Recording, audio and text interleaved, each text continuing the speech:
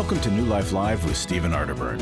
For 35 years, New Life has been transforming lives one at a time thanks to the giving hearts of you, our listeners. Our goal is to provide you with wisdom from God's Word to give you hope and help in life's hardest places. If you have a question you'd like to ask today, our phone lines are open. Call 1-800-229-3000. That number again is 1-800-229-3000.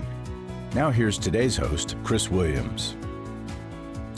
Welcome to New Life Live. I'm so glad that you joined us today, wherever you're listening, whatever platform. We're on the radio, we're on the internet, you can go to YouTube, you can go through our app. There's so many different ways that you can listen to us, but wherever you are, however you are, welcome. And again, thank you for being with us. And you won't want to miss today, because I have two brilliant minds and great hearts with me. So I have Dr. Jill Hubbard. Hi, Chris. And Marc Cameron. Hey, Chris. Hey, Jill. Yes, and we're all in studio together fun to be together. Today. So we love this when we're together. Yeah, it's a holiday party. Oh yeah, that's right, true. Right. It actually is today. Yeah, this evening is our holiday party, and we're just starting early. So, okay, now speaking of things that aren't so pleasant and aren't so festive, one of the things that I want to kind of launch us into today that a lot of people in our lives and in our offices particularly are struggling with is if you're a betrayed partner. The incredible amount of pressure and confusion and hurt and pain, and let me go back to incredible amount of fear of like what to do in this situation. So what are some reasons that a person should maybe stay and work through it? And what are some reasons of like, hey man, this probably isn't going to work? And can we measure that, or can we kind of see those variables? So what do you guys think? Marc, let me start with you. Yeah, it's interesting, right? When oftentimes people go into denial as the first stage of grief, right? When they find out about betrayal. And so they want to kind of put it out of their mind because it's just so overwhelming to start to think about. But then when it does start to sink in, we have these two conflicting systems inside of us that go off. We have our attachment system that says run toward your partner to seek comfort, and then you also have your safety system that says run away from your partner because they're dangerous, and it can be just so confusing for folks when you have these two things going on inside of yourselves. Yeah. Well, and I think in the throes of ultimate rejection, there is that survival mode that makes a person, and people that I have seen, latch on and try to hold on to whatever remnant is there. Yeah. And so that's part of that denial. It's Right. hard to grasp what has happened, especially if it's a partner who has done maybe more of the investing and maybe had denial all along the way that the other partner was as invested. And so it's really a shattering of one's world when you become aware of that betrayal. Absolutely. And I think that those are really important things to point out, because a lot of times we don't know what's going on inside of us, and the clarity that there is this magnet inside of us that wants to attach and connect. And there's the opposite side of that magnet that can repel, that wants to keep us safe. And so it can really create that internal war. And the draw and Jill, as they're saying, the fear of the unknown. You know, and I've invested so much, so then there is a lot of loss. There's a lot of things going on in partner betrayal. And I kind of lead the question because we don't have the correct answer for you right now without the process. But I will say this. If you're a partner who has been betrayed, it is good and right and okay to ask for the other person to do whatever they can to get into transparency, recovery, and repair. You're worth it, you deserve it, and know that their action, as hard as it is to believe, their action is not a reflection of your worth, and you got to recover your worth. We'll be right back right after this. We went to the intimacy and marriage in 2019. We were both done. This is Steve Arterburn. Do you feel like your marriage is done? New Life can help. We believe that everybody has room to grow in the intimacy level of their life. Our Intimacy and Marriage Workshop examines the various types of intimacy, spiritual, emotional, and physical, as well as the challenges of experiencing true intimacy. The next Intimacy and Marriage Workshop is February 16th to the 18th in Orange County, California. Call us at 1-800-NEW-LIFE to find out more or go to newlife.com. 1-800-639-5433. Don't settle for a miserable marriage or even one that's just okay. It's possible to experience a new level of intimacy and have a great marriage. The transformation, phenomenal. It has transformed our lives so much. 1-800-NEW-LIFE. To find out more information about New Life or to order any of the resources mentioned on today's program, call 1-800-NEW-LIFE. Now back to New Life Live.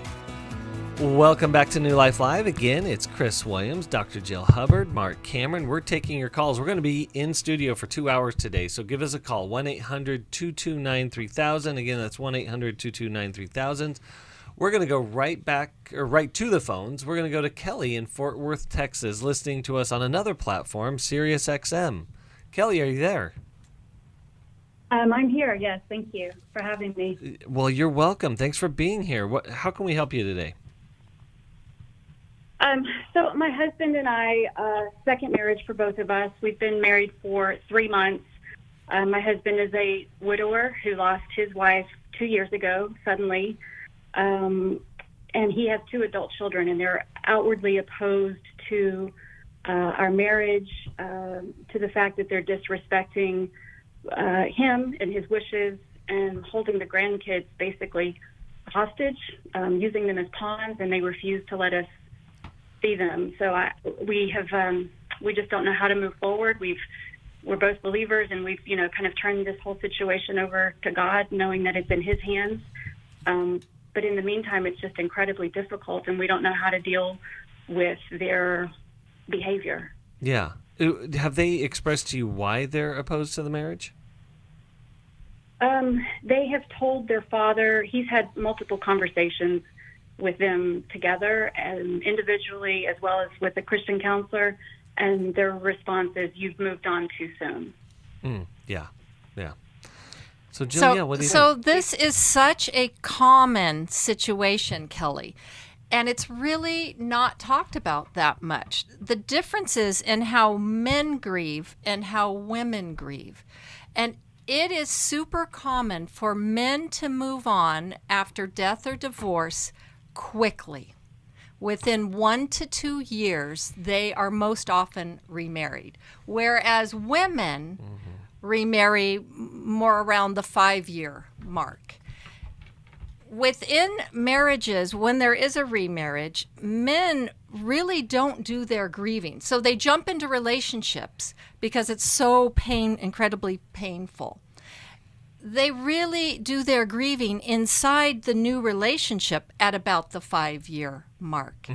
And I know that can be unsettling also for the new wives when suddenly they seem to either be pulling away or being more critical or something seems to be wrong.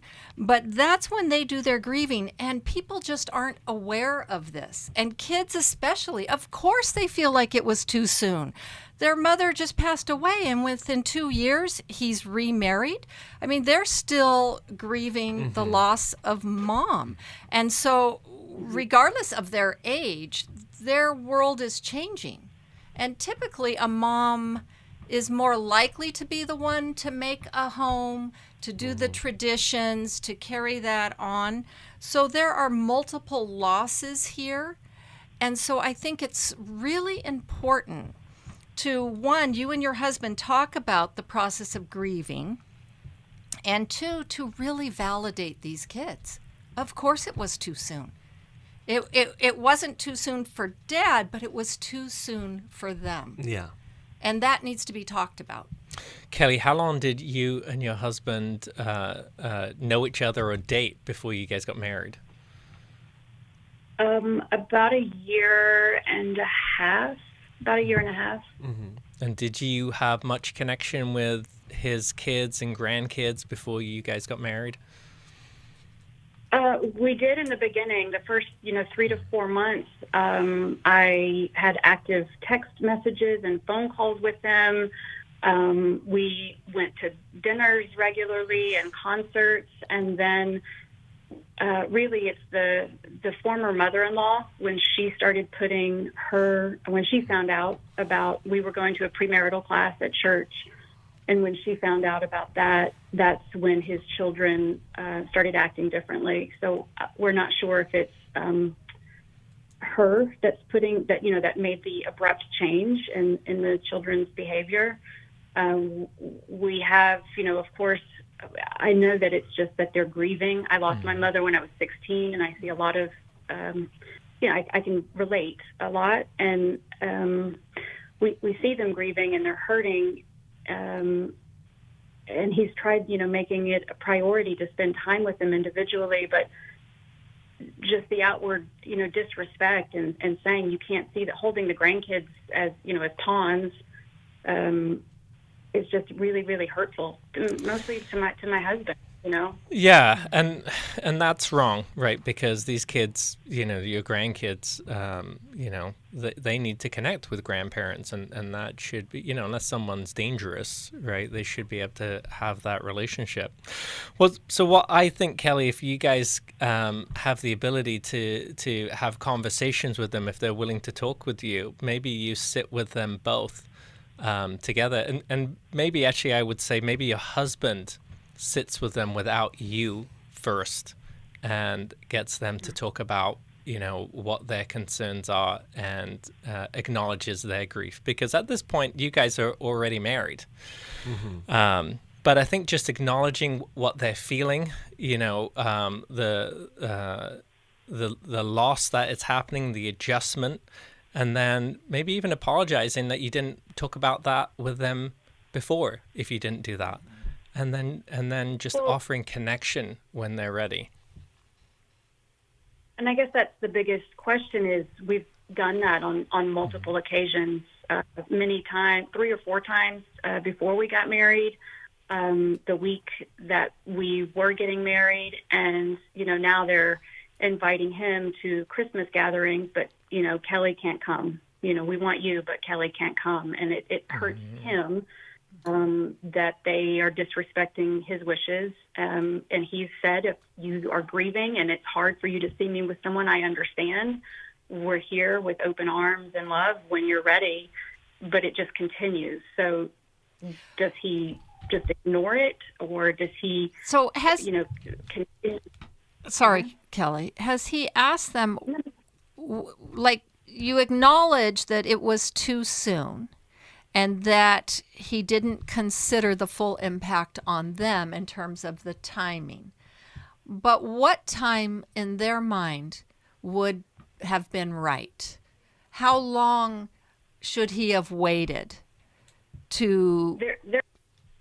Their answer, both of them, is we don't know. Okay, and then what are they needing now? What do they need from both of you now to move to a better place? Because to just cut you out doesn't erase the fact that he remarried. Yeah. Right? That's still the elephant in the room. And that him remarrying is hurtful to their memory of their mom. Yeah. So is there a way to preserve mom's memory without keeping dad stuck? Yeah. Right? They're literally asking him to stay in the same spot and not move so that they can somehow preserve their memories. And that's the thing. They've told him, we want you to be happy, but we're not ready for you to be happy with someone else. So in a sense, it's like they're trying to control his life. Well, I think they're trying to control their own grief. Yes. And on the backside of fear is, or I should say on the backside of control is always fear. And Kelly, my encouragement as you're hearing this is that what Marc and Jill are saying is that there is, well, let me go back to where we started the show. There is a magnet inside of us that is drawn to safety and comfort.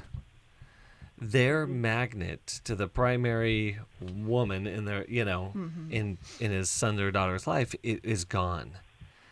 And so there's this other replacement, obviously, in the grief process. However, I believe that you and your husband can form a new magnet of safety and comfort for them, but it's going to take time.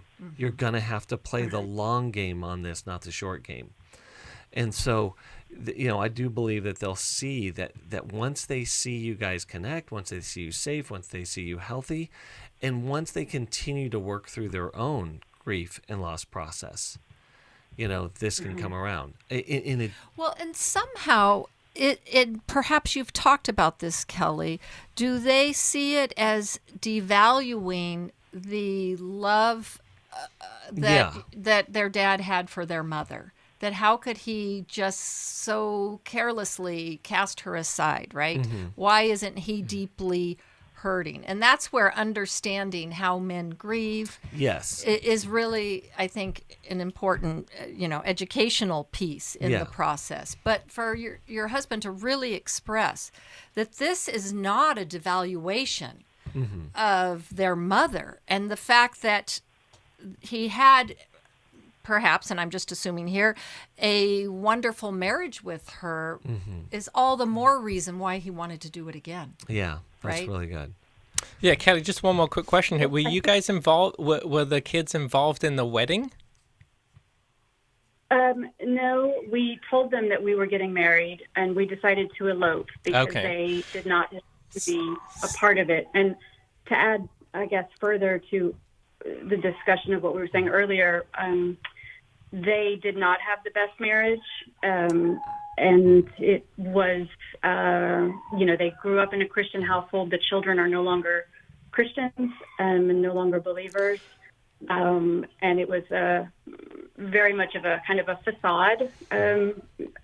So what I would say, Kelly, though, is there's some kind of hurt there, and maybe it is in the elopement that they weren't involved in that. It's a very complicated situation when this happens because your husband he should keep connection with the grandkids, but also at the same time there's giving this message that, you and he are also kind of this package deal that comes together. And so I think what Chris is saying is right. It's a long game, and it's a continuous conversation that you'll have with them. But I would ask them about the hurt, if there's any hurt in the elopement for them. Yeah.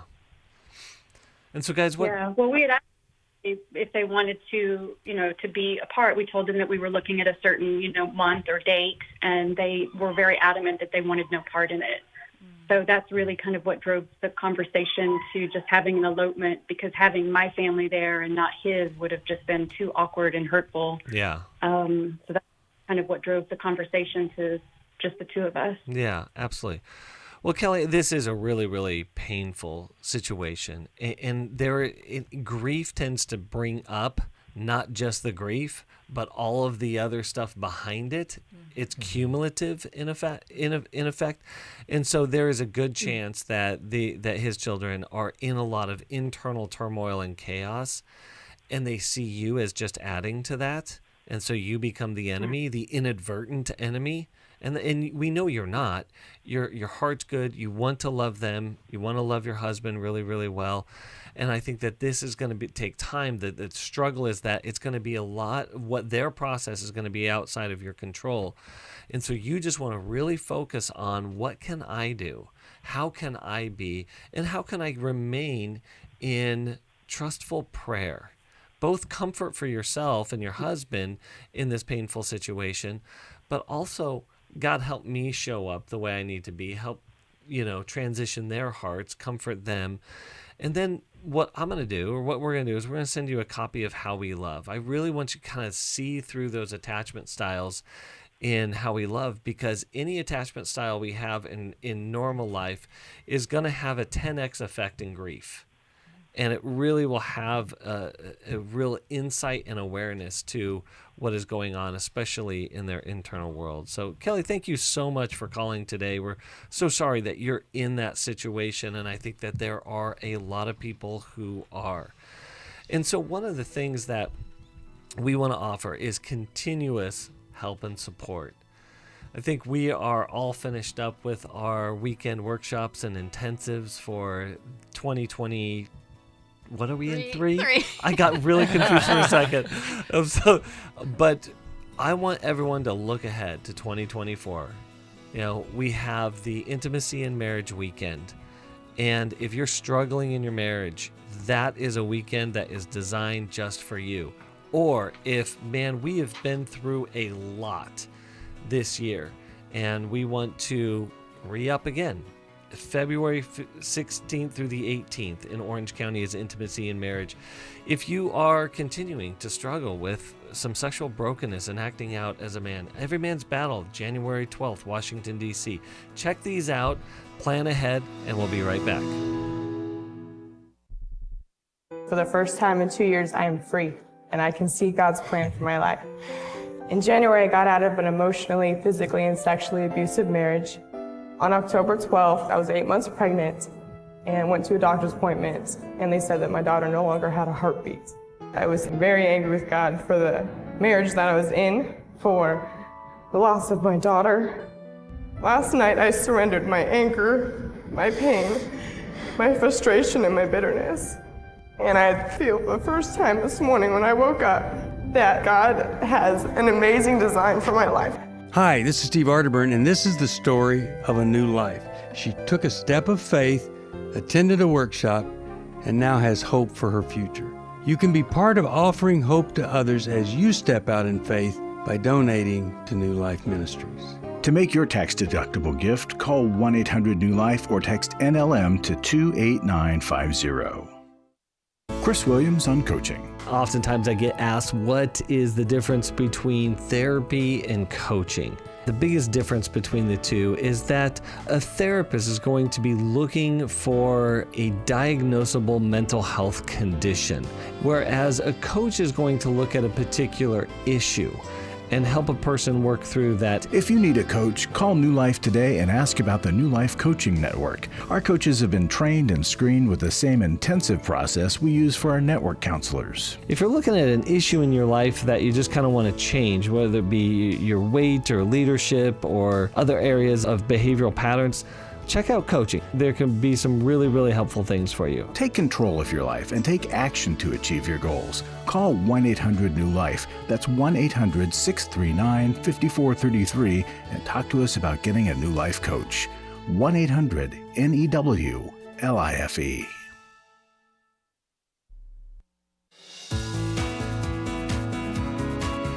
We'd love to hear from you. If you have a question or a comment, call toll-free 1-800-229-3000. Now back to New Life Live. Welcome back to New Life Live. Chris Williams, Marc Cameron, Dr. Jill Hubbard. We're here for you today. Something else that is here for you today is that if you are struggling with an issue in your life and you just on your own, maybe even with the help of a few other friends, can't seem to get through it or get over, we have a nationwide network of Christian counselors and coaches. As Terry just mentioned, coming back from the break, it is 1-800-NEW-LIFE. We can get you connected today, but you don't have to struggle any longer. You don't have to circle the same pain mountain over and over and over again. Let us help you and reach out, and it can be incredibly helpful. I know it's been helpful in my life. And we are now going to go to Jennifer in Dayton, Ohio, listening on YouTube. Jennifer, are you there? Yes, I'm here. Jennifer, what's going on? Hi. Thank you for taking my question. So about a year and a half ago, I was in a relationship with a guy, and it was just very unhealthy. It was, I'd say now that I look back, it was definitely more lust, and we moved very fast, and it really helped me to see a lot of unhealthy things that I didn't know about myself, like being very codependent and things like that. And then after the relationship ended, this person has been divorced before and was also dating somebody right before me. And he moved quickly, like talking back with that person that he was dating. And I knew that he was also connecting with his ex-wife again. And he still like served in ministry during this whole time, and he still is now, which is fine. I think that he has been healing and doing better. But for me, I've been carrying a lot of anger and bitterness towards it because it's never something that was really brought to the light, like on my end. And I still have to serve with him often. And sorry, I'm getting a little emotional about it just because there's still a lot of hurt there, and I just don't exactly know how to go about it. If it's like a conversation I should have, if it's something I should bring up to the leader. I'm just so the question for us is like, what do I do about having to be around this person? Yeah, so I have to be around him, and so I would really like there to be like on my end some kind of reconciliation, or like I just don't know if he knows how much I'm hurting from it, from his actions. And so I don't know exactly how to go about that in a healthy way. Yeah. Jill, what do you think? Well, Jennifer, just a little clarification. You're hurting from him moving through your relationship so quickly. Yeah, so he was I just felt very used because he was dating somebody and then he started to pursue me.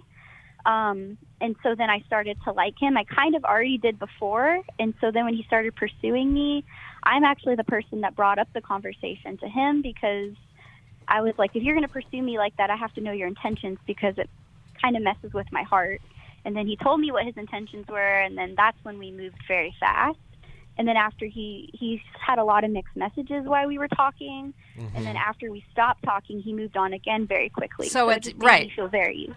Okay, so you were feeling used, and that's never been talked about between the two of you. Exactly. Okay, and so I can see where having a conversation where you're able to voice that could be helpful for you. But I'm wondering if there's any expectation that you have of him and a response from him. I would definitely say there was in the beginning, and there still could be. And it may be a lot of it, too, is I just don't know how to cope with all the emotions that I feel like because I have to be around him often. And so we're serving together in ministry, and so that's what makes it hard. There's a lack of integrity there. I mean, sure. certainly I can understand he's, was recently divorced and kind of almost in a manic dating phase dealing with his pain, right? And you were one of the casualties of that. And he also had drug issues before that as well. Okay, so makes even more sense. So Jennifer, I just want to point something out. I want Marc to jump in here too. This person doesn't know intimacy. He only knows intensity. And he's mistaken the two for each other. And that intensity comes with, I mean, it's a powerhouse. He's a girl collector, Yes. But he's going. And if it's lust-filled, if he's sleeping, then it's just another thing for him to get a hit. And truly an addictive process. And I just want to say that this person is not safe for you, but they touched something inside of you that is critically important. Your desire to be desired. Yeah. Because that intensity of pursuit in romantic relationship taps into that desire to be desired and then turns it to a 10, and then he was able to turn it down to a 0, and your heart just gets played with. Right. Yeah. That's exactly how I felt. Okay. Well, you hear the music. We're going to go to a break here soon, but I just want you to know that you don't have to be around this person. That obviously there might be sacrifices and there might be some losses around that, but he presents to you a pain trigger. And so being around him is just an invitation to pain. And what needs to happen is, we'll talk a little bit more about this after we go to the break, but what needs to happen is more healing in your heart for that to occur. And not to say that you ever have to be, but you may have to be looking at some changes in your life that may be unwelcome, but may be necessary. So we're going to help you out with that once we go back to the break. If you want to join us today, it's 1-800-229-3000, and we'll be right back right after this.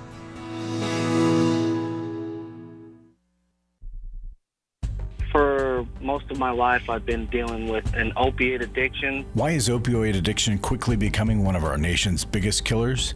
Maybe it's because it isn't only those who are addicted who are in denial. We did what I see so many parents do, is it can't be an addiction. There's something medically wrong. It's impossible to solve a problem when you don't know what you're up against, and families will try to find any explanation except the one that will put them on the right path. Alcoholism and drug addiction is a family disease. It doesn't affect just the individual. If someone you love is abusing painkillers, know what you're up against. It's time to admit it's addiction and seek treatment. Call us today at 1-800-NEW-LIFE. We have Christ-centered partner treatment centers around the country.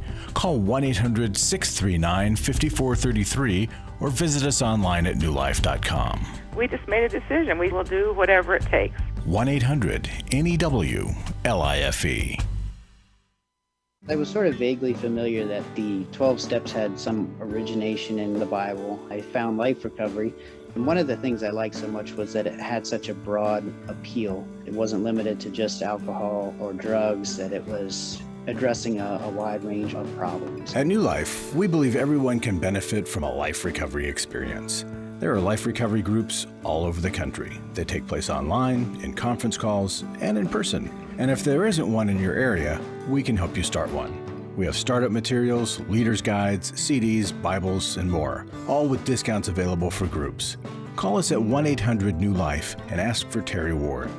The 12 Steps have long been a great help to people in recovery because much of the 12 Steps' power comes from the fact that they capture principles clearly revealed in the Bible. The 12 steps is really a pattern for all of us as Christians. Call 1-800-NEW-LIFE. That's 1-800-639-5433. We're glad you joined us for New Life Live.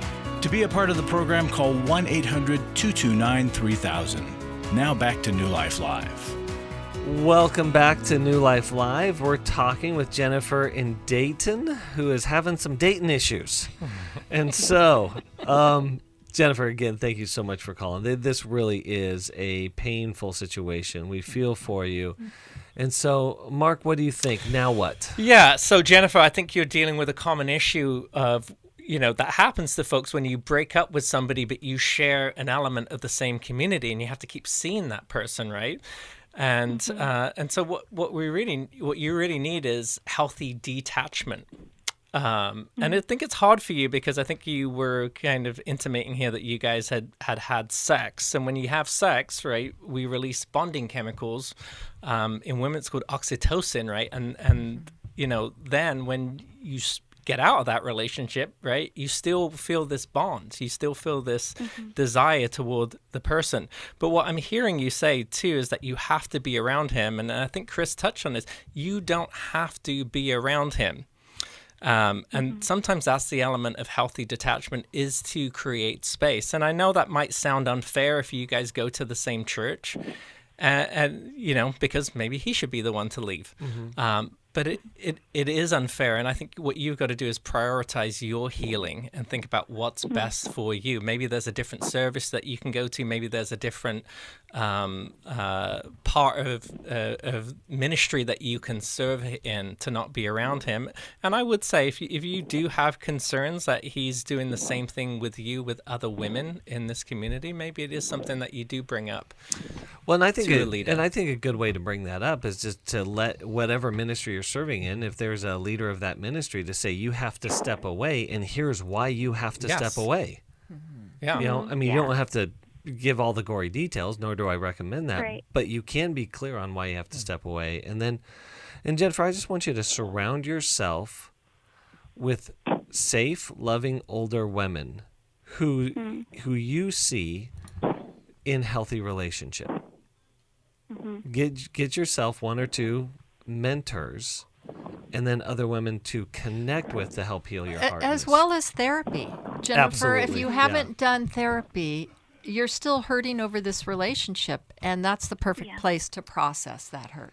And I am in therapy, and Perfect. and I just want to say too, we did not have sex, but anytime we were together, it was very like lustful, and there was a point where we held hands, and even in that, to me, it was very like I went to my house right after that because we could have kissed in that moment. And that's just when I realized, like, this is not okay. And so that in itself, to me, I could see how powerful an attachment just by holding hands. And so Yeah, for sure. I'm glad that the other part did not happen. Well, good. Good. Good. Us too. Yeah. Well, and we're going to send you 2 books. We're going to send you a copy of Is This the One? And we're going to send you a copy of Henry Cloud's Trust. And both of those will help bring clarity to you in your journey on like what makes a good, safe, healthy person and relationship, and what do I need to be looking for. So Jennifer, thank you so much for calling in today. We wish you very, very well going forward. And we're going to go to Mike, listening in Phoenix, Arizona on the internet. Mike, are you there? Hi, can you hear me okay? We hear you well. What's going on today? Okay. Too much. Yeah, I hear you. I'm with you on that one. It's kind of cool here. I mean, we're not dying of heat, so that's been nice. That's good. Well, my daughter's a freshman in college, and we moved her up to college. She got her dorm set up. She was ready to go, and everything was going great, but then she met some guy, and I haven't met him yet, but you know how, unfortunately, like with grades, you could track kids' phones. I mean, it's good, it's safe, but sometimes you don't really want to know. Yeah. But anyway, that's just me avoiding. But so we're tracking her phone, and she's spending more time in this boy's dorm room, like overnight, like for days, and she's still safe. I mean, we talked to her, but he has a dorm that's kind of like an apartment where you have a room and a bathroom, you know. So it's not. So she's spending the night there, multiple nights. You know, I think she's been there most of the time since Thanksgiving. Yeah. Anyway, so I'm trying to. I mean, we've talked to her several times, and. So Mike, let me help you out. What's your primary concern? What's the problem that you want to address today?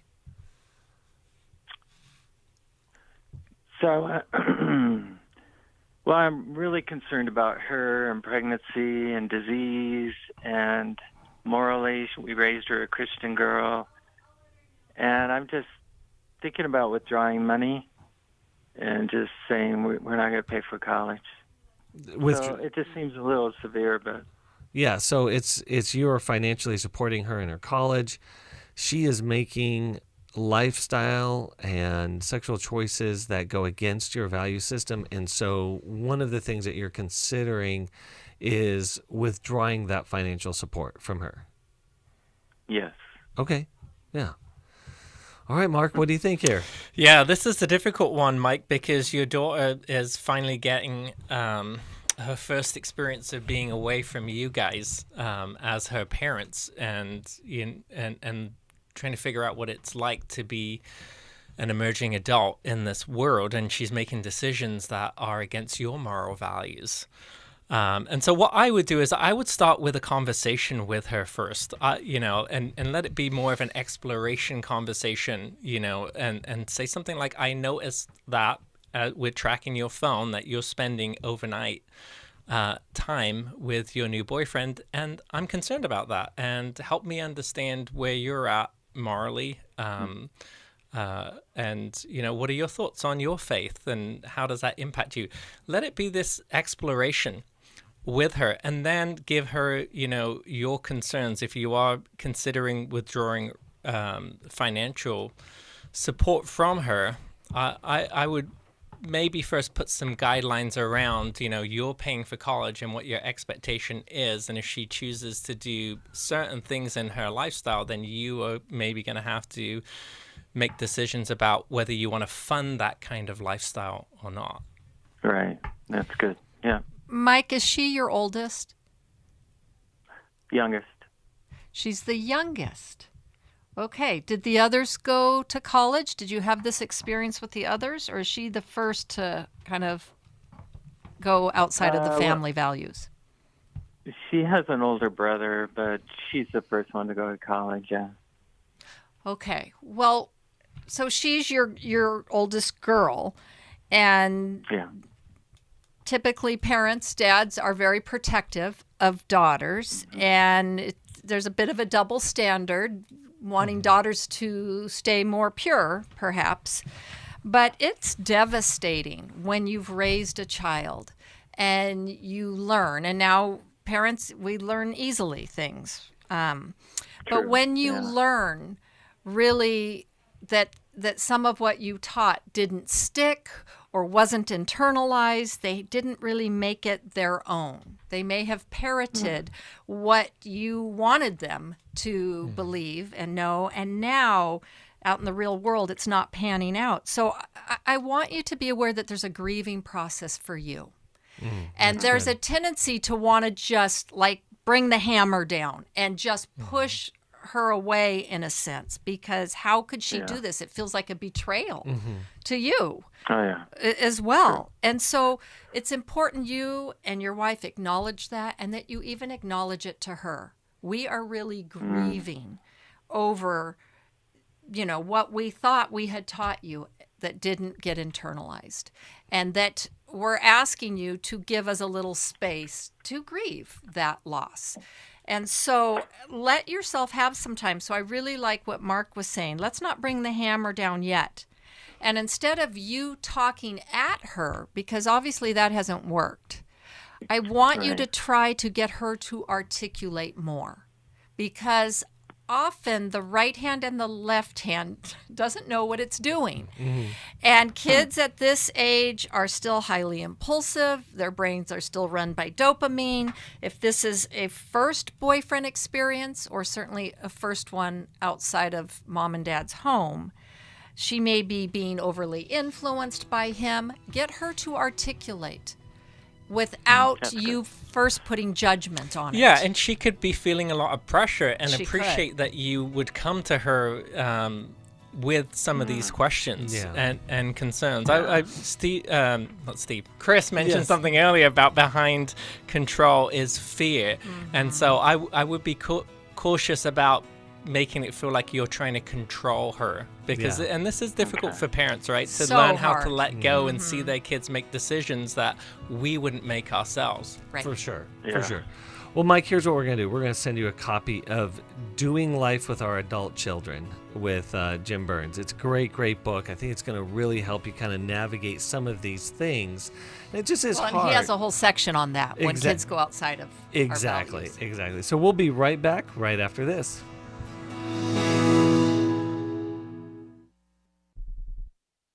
We all face days where life throws us a curveball and our routines or plans get disrupted. Things we wanted to do are forced to take a backseat to the unexpected demands of the day.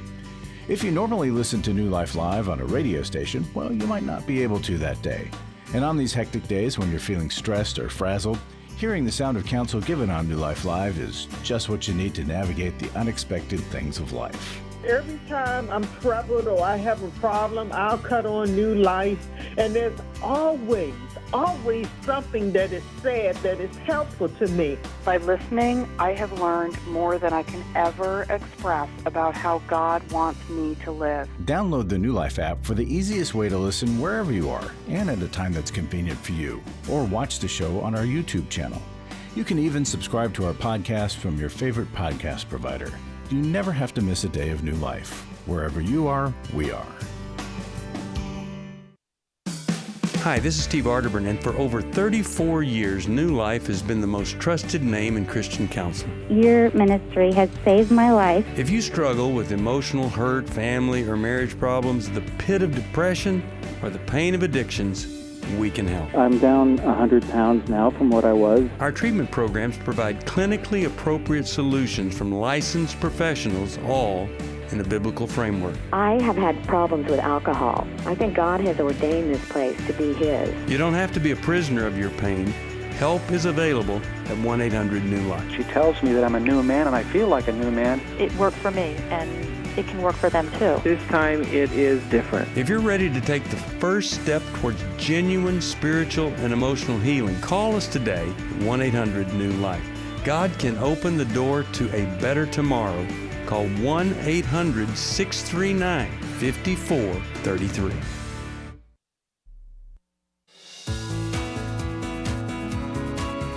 To find out more information about New Life or to order any of the resources mentioned on today's program, call 1-800-NEW-LIFE. Now back to New Life Live. Welcome back to New Life Live, and we're going into our final segment. If you've been hanging on, we're going to be again in studio for 2 hours. Stay with us. We'll try to get to you in the next hour if we don't get to you this hour. But yeah, we love helping you, love talking with you, and love connecting. So hold on. Yes, but so hold on, hold with us. Yes. So now we're going to connect with Michelle in San Jose, California, listening on KFAX, KFAX. Michelle, are you there? Yeah. Hi. Hi. Thank you for taking my call, and I'm a little bit nervous. That's okay. Jill is very intimidating. Yeah. I'm kidding. So, my question I'm going to start with first. I'm looking for help trying to understand why my 5-year-old grandson exhibits emotional and physical outbursts at school and not anywhere else. It's kind of like I'm looking for what's triggering him in the classroom. So he's, like I said, 5 years old. And he was in speech therapy for ages 3 to 4 at the county school for help. And now he's in transitional kindergarten, and he has an IEP. He's very bright.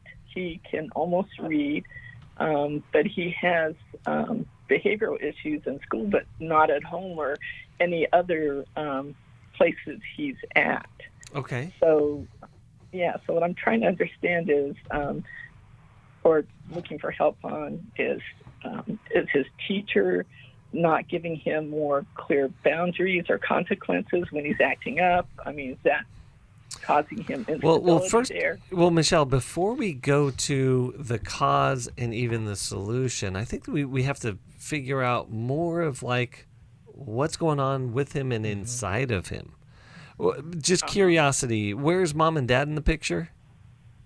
Oh, he's there with him at home. He's in a stable home Christian environment. Yeah, and what's mom and dad doing about it?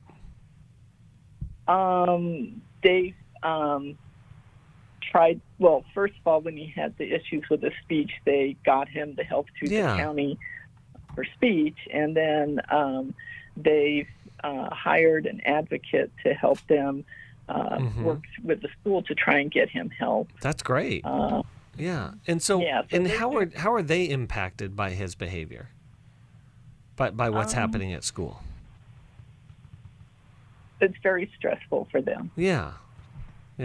And what are the outbursts, Michelle? Is he fighting? Is he running away? What's he doing? From what I understand, it kind of began with him knocking his chair over. He doesn't like going between different groups. Like, they might be doing something with coloring and then move to a reading group. He didn't like that. He has been also physically reacting out to other kids in ways where he might smack them or something.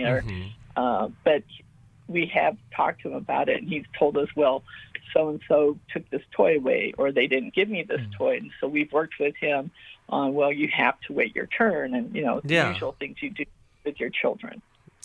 So all behavior is purposeful. So there's something underneath that, right? And he's 5 years old, and he may not have all the language to explain to you what is actually happening on the inside. But it sounds to me like he's, at some point he's going to these fight or flight reactions, which is really comes from the primal part of our brain, right? The more complex systems, they develop later on in life, and the primal pieces of our brain, they develop rapidly after birth. And your grandson, it sounds like there's some kind of evocative cue that's happening that's causing him to react from this place. Some kids do have a lot of challenges with transitions, which is what it sounds like you're saying here too, going from one thing to another. So it's important to understand that if he struggles with transitions, there might need to be some cues before and some space between and some checking in after when he's in the new environment or in the new whatever piece of the classroom activity that is happening. So that might be something. It's probably good for parents and the teacher to kind of collaborate together to say, this is what works at home. Maybe you can try this at school. But also asking the teacher right before the outburst, what just happened in the classroom? Because then you might be able to figure out, an association between his behavior and the cue that's causing it.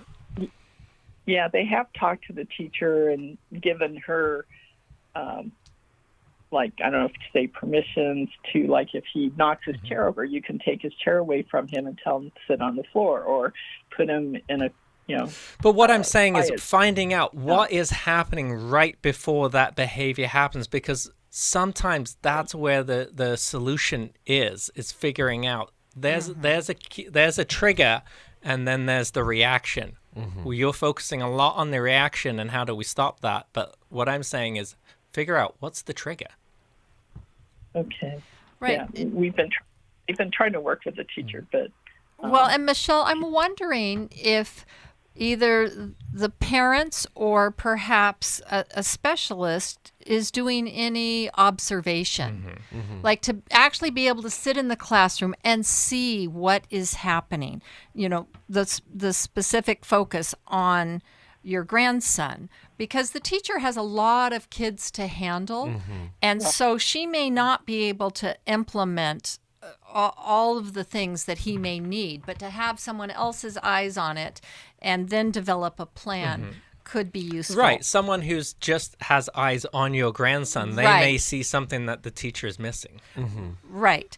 Also, I don't know if he has siblings or no.